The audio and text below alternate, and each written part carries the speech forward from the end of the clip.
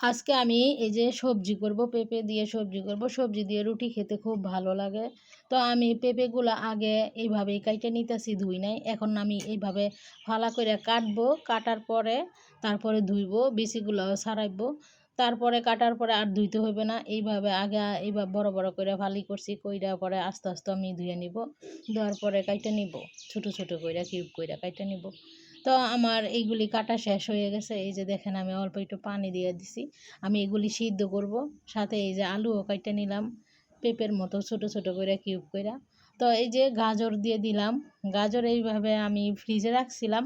এখন আমি এগুলির সাথে আদা বাটা, রসুন বাটা, তারপরে তেজপাতা, জিরা ফাঁকি, তারপরে ধইনা ফাঁকি, হলুদ। আমি শুকনো মরিচ দিব না, এখানে আমি কাঁচা মরিচ দিব। কাঁচামরিচ দিব খুবই কম করে কাঁচামরিচ দিব, কারণ আমার এই কাঁচামরিচগুলা খুবই ঝাল, এর জন্য অল্প কাঁচামরিচ দিছি। আর এখন আমি এগুলি খুব ভালো করে নাড়াচাড়া করে দিব। দেওয়ার পরে আমি এগুলি সিদ্ধ করে নিব, ভাপে দিতেছি। পেঁপেটা সিদ্ধ হয়ে গেলেই আমি সবজিটা তেলের মধ্যে দিয়ে দিব।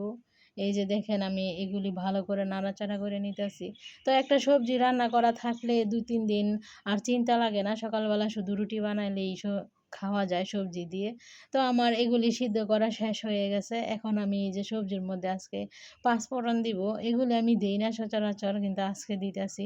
আমি পাঁচফোড়ন আস্ত দেই না সবসময়, একবার আমি ফাঁকি করে নিছি ওগুলি দেই, কিন্তু আজকে আমি আস্ত দিলাম। তারপরে দিয়ে দিলাম পেঁয়াজ কুচি, এগুলিও হালকা একটু বাদামি করে নিলাম। নেওয়ার পরে এই যে দেখেন আমি যে সিদ্ধ করছিলাম সবজিগুলা, এখন আমি দিয়ে দিলাম।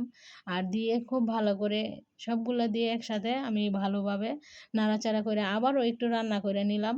আবার দেখেন আমি তেজপাতাটাও নামায় ফেলছি, এটার আর দরকার নাই, যা ঘ্রাণ আসার এসে পড়ছে। তো সবজি তো সবাই রান্না করতে পারে, এইভাবেই হয়তো বা রান্না করে। আমিও এইভাবেই রান্না করছি। তো আমার আজকের ভিডিওটা কেমন হয়েছে আপনারা একটু কমেন্টে জানাবেন, আমার সবজি রান্নাটা কেমন হয়েছে। তো একটু লবণের শর্ট পড়ছিল, আমি আবার একটু লবণটা চাইকে দেখা একটু দিয়ে দিলাম। তো আজকে আমার ভিডিওটা এই পর্যন্তই। সবাই ভালো থাকবেন, সুস্থ থাকবেন। আল্লাহ হাফেজ।